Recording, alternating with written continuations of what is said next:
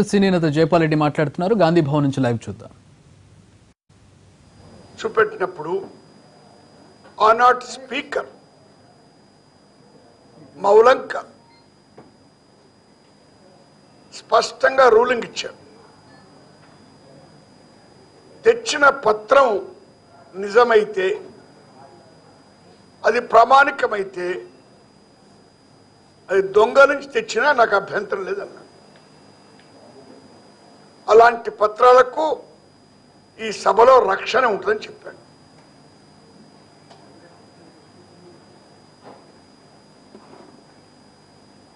నేను దాన్ని వాడుకొని పార్లమెంట్లో 30 సంవత్సరాలు ఎన్నోసార్లు అధికార పత్రాలను పార్లమెంట్లో ఉంచడం జరిగింది. అలాంటి భద్రత పత్రికలు కూడా ఉండాలి.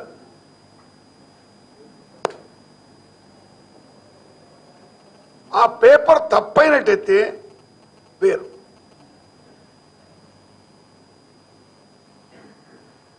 డాక్యుమెంట్ కొత్తది కానీ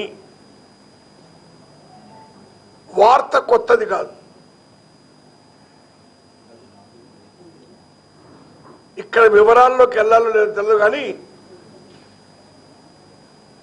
కంట్రోల్ ఆడిటర్ జనరల్ సిఏజీ తన నివేదికలు ఏమిచ్చారంటే,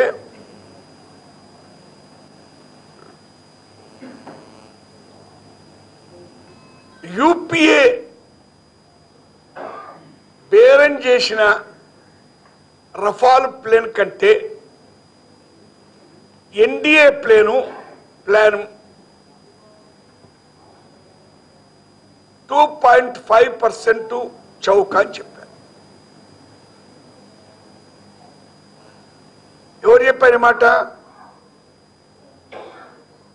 కంట్రోల్ ఆడిటర్ జనరల్ చెప్పారు.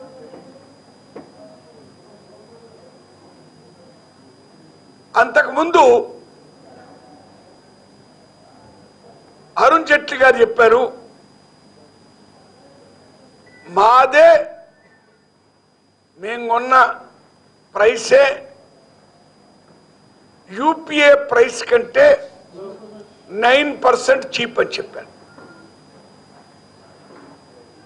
డిఫెన్స్ మినిస్టర్ నిర్మలా సీతారామన్ గారు 20% చీప్ అన్నారు.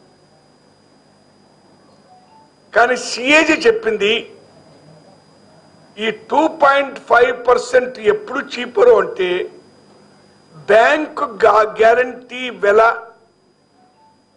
ఇంక్లూడ్ చేయడం.